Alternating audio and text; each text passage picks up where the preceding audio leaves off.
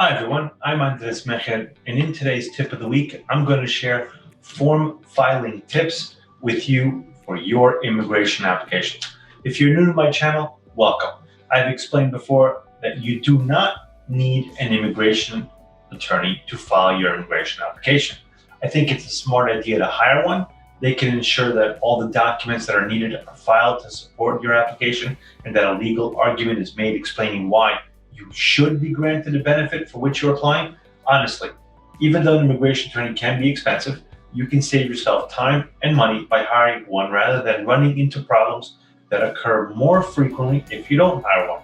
But say you can't hire one, then this video is going to give you the best tips I have for doing almost as good a job as I would do for you.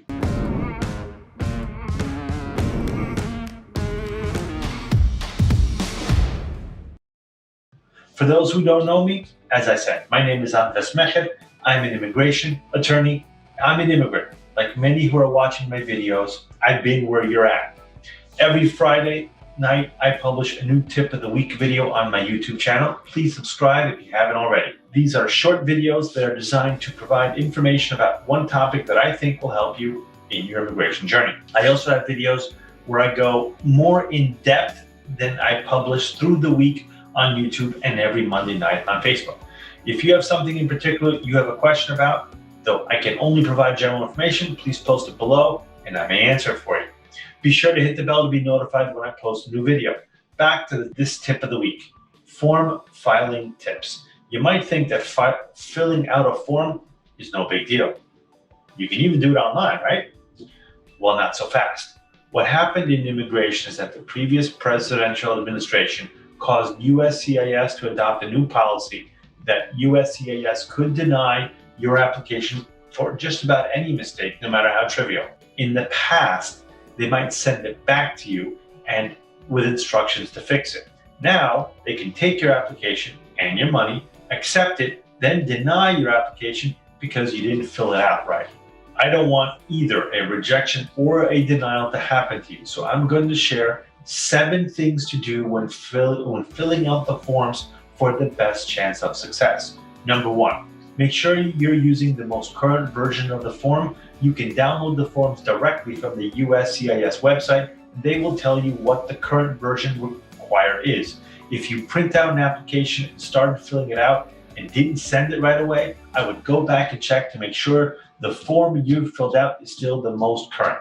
Number 2, use black ink. If you don't fill it out on the computer, meaning you don't type it, make sure that you use black ink, not blue. 3, do not use highlighters or correction tapes. USCIS scans your documents, and both of those may cause the machine to not read the information because of the method that they use. Number 4, fill out each space. Even if the answer is not applicable, you must fill in the space with either an N\A, or they could reject and or deny your application. I don't want that to happen to you.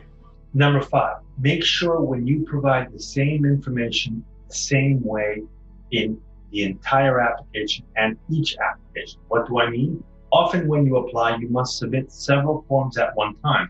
In these forms, they may ask for your name, date of birth, and address each and every time. So make sure you put your name, date of birth, a number, and anything else the same. Don't spell it differently on different forms. Make sure you include, this is number 6, make sure you include the correct fee with your application. USCIS website will tell you how much, what the fee is. They even have a calculator there. If you don't send the correct amount, your application will be returned to you, which will slow down the process. Number 7, make sure to sign the form and only send forms on single-sided paper. No saving the environment here. Use up those trees and don't use each side of the paper. This goes back to them scanning in the documents. They don't flip papers over. So if you use both sides, they may only see one. Now, you filled out the forms and you're ready to send it.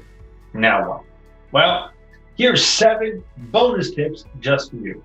Number 1, hold documents together with rubber bands fasteners, or paper clips.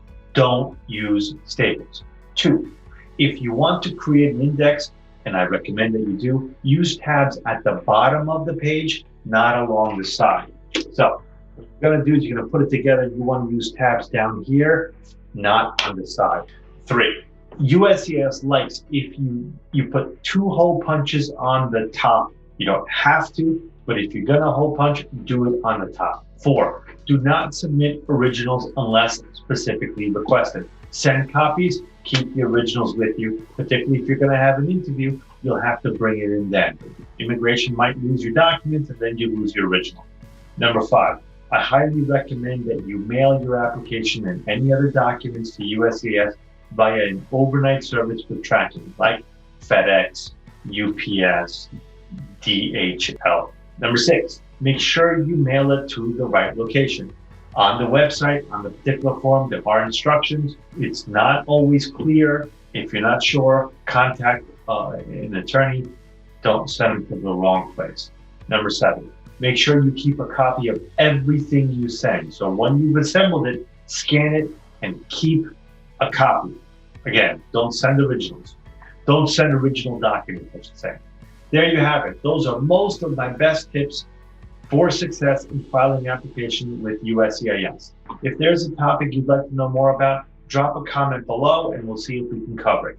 Thanks for watching. Stay healthy. Be well.